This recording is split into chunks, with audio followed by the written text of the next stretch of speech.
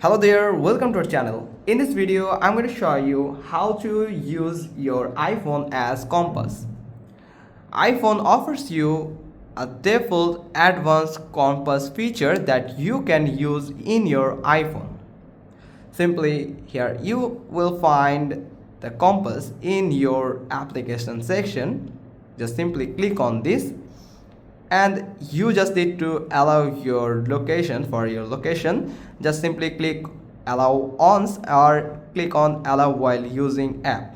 I'm going to select the allow while using this app. Now after give the permission for turn on the location, you can just simply use your iPhone as compass, just like this. If you move your iPhone, then it will tell you the direction that you are heading to. That's how you can use your iPhone as compass. It's pretty simple.